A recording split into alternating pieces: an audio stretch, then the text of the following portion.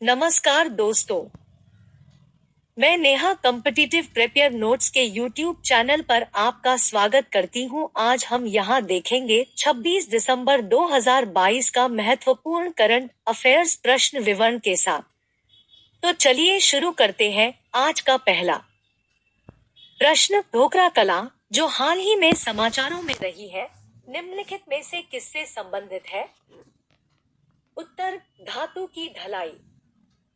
मोहनजोदड़ो शताब्दी 2300 से 1750 ईसा पूर्व की नृत्यांगना न केवल हड़प्पा सभ्यता की कला का सबसे प्रसिद्ध नमूना है, बल्कि यह उस काल की धातु कला के बेहतरीन उदाहरणों में से एक है।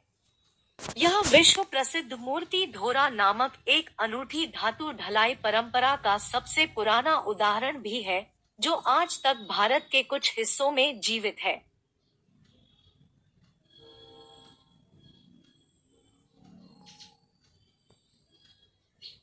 प्रश्न, हाल ही में खबरों में रहा मुदुमलाई टाइगर रिजर्व किस 3 राज्यों के ट्राइजंक्शन पर स्थित है? उत्तर, कर्नाटक, केरल और तमिलनाडु। मुदुमलाई टाइगर रिजर्व तमिलनाडु के नीलगिरी जिले में स्थित है। यह 3 राज्यों कर्नाटक, केरल और तमिलनाडु के त्रि जंक्शन पर है। प्रश्न, प्रिया मोहन सिन्हा का निधन हो गया। वह किस कंपनी के पूर्व मुख्य कार्यकारी अधिकारी थे? उत्तर, पेप्सिको इंडिया। पेप्सिको इंडिया के पूर्व मुख्य कार्यकारी अधिकारी प्रिया मोहन सिन्हा, जो भारत में पहली बार भारतीयकृत कोला थे, उनका दिसंबर 2022 में निधन हो गया। उन्होंने 1993 से 2003 के बीच एक दशक तक पेप्सिको के भारतीय कारोबार का नेतृत्व किया। प्रश्न, संयुक्त राष्ट्र सुरक्षा परिषद ने हिंसा को समाप्त करने की मांग के लिए 74 वर्षों में किस देश पर अपना पहला प्रस्ताव पारित किया? उत्तर, म्यांमार। संयुक्त राष्ट्र सुरक्षा परिषद ने हिंसा को समाप्त करने की मांग के लिए 74 वर्षों में म्यांमार पर अपना पहला प्रस्ताव अपनाया है। प्रस्ताव में आंग सान सू की और पूर्व राष्ट्रपति विन मिंट सहित मनमाने ढंग से हिरासत में लिए गए सभी कैदियों को तुरंत रिहा करने का आग्रह किया गया है। म्यांमार का राजधानी नेपिडो। मुद्रा बर्मी क्यात। राष्ट्रीय खेल चिनलोंग। प्रश्न, संसद ने 21 दिसंबर 2022 को कौन सा विधेयक पारित किया है, जो भारतीय अधिकारियों को खुले समुद्र में समुद्री डकैती के खिलाफ कार्रवाई करने में सक्षम बनाता है? उत्तर, समुद्री डकैती रोधी विधेयक 2022। संसद ने 21 दिसंबर 2022 को राज्यसभा की मंजूरी के साथ मैरीटाइम एंटी पायरेसी बिल 2022 पारित किया है।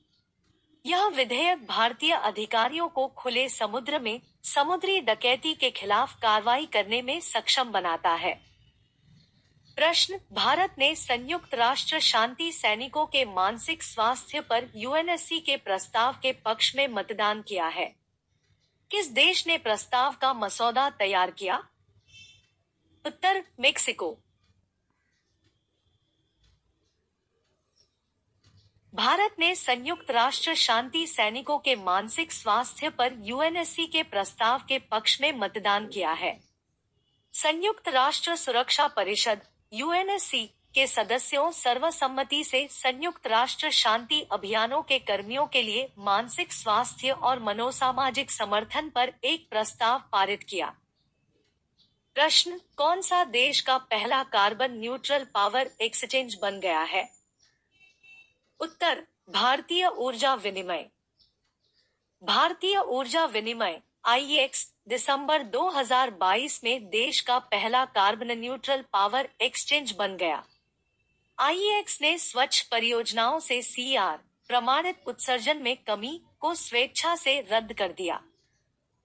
प्रश्न, the Indian navy 875 reminiscing the voyage शीर्षक वाली पुस्तक के लेखक कौन है? उत्तर, रंजीत बी राय और अरित्रा बनर्जी। कमोडोर रंजीत बी राय, सेवानिवृत्त और रक्षा पत्रकार अरित्रा बनर्जी द्वारा लिखित the Indian navy 875 reminiscing the voyage नामक पुस्तक दिसंबर 2022 में जारी की गई। प्रश्न, भैरव सिंह राठौड़ का दिसंबर 2022 में जोधपुर में निधन हो गया। वह निम्नलिखित में से किस क्षेत्र से जुड़े थे? उत्तर, रक्षा। पूर्व बीएसएफ दिग्गज और 1971 के भारत पाकिस्तान युद्ध के नायक लांस नायक भैरव सिंह राठौड़ का 20 दिसंबर 2022 को 81 वर्ष की आयु में जोधपुर में निधन हो गया।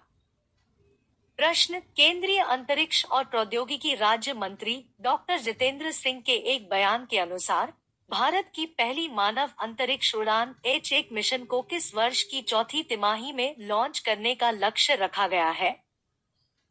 उत्तर, 2024। केंद्रीय अंतरिक्ष एवं प्रौद्योगिकी राज्य मंत्री डॉक्टर जितेंद्र सिंह ने घोषणा की है कि भारत की पहली मानव अंतरिक्ष उड़ान H1 मिशन को 2024 की चौथी तिमाही में लॉन्च करने का लक्ष्य रखा गया है। प्रश्न, राष्ट्रीय गणित दिवस हर साल कब मनाया जाता है? उत्तर, 22 दिसंबर।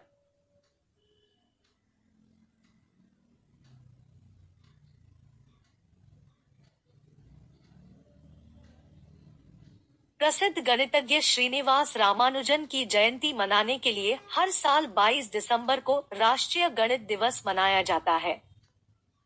उनका जन्म 1887 में तमिलनाडु के रोड में हुआ था। 1911 में रामानुजन ने journal of the Indian mathematical society में अपना पहला पेपर प्रकाशित किया। प्रश्न, साल 2022 के सबसे चर्चित ट्रैक एंड फील्ड एथलीट कौन बने हैं? उत्तर, नीरज चोपड़ा। वर्ल्ड एथलेटिक्स के अनुसार भारत के star javelin thrower Neeraj Chopra ने ओलंपिक चैंपियन उसेन बोल्ट को पीछे छोड़ते हुए साल 2022 के सबसे चर्चित ट्रैक एंड फील्ड एथलीट बन गए हैं। Tokyo Olympic champion Neeraj Chopra पर इस वर्ष कुल 812 आर्टिकल लिखे गए, जबकि जमैका के पूर्व धावक उसेन बोल्ट पर सिर्फ 574 मीडिया आर्टिकल लिखे गए।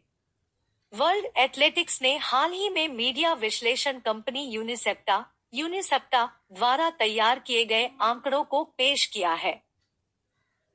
प्रश्न, नई दिल्ली इंटरनेशनल आर्बिट्रेशन सेंटर के नए अध्यक्ष कौन बने हैं? उत्तर, justice Hemant Gupta. Supreme court के फॉर्मर जज हेमंत गुप्ता को नई दिल्ली इंटरनेशनल आर्बिट्रेशन सेंटर का नया अध्यक्ष नियुक्त किया गया है। एनडीएसी एक स्वायत्त संस्था है जो संस्थागत मध्यस्थता और सुलह की कार्यवाही देखता है। जस्टिस हेमंत गुप्ता 14 अक्टूबर को अपने पद से रिटायर हुए थे।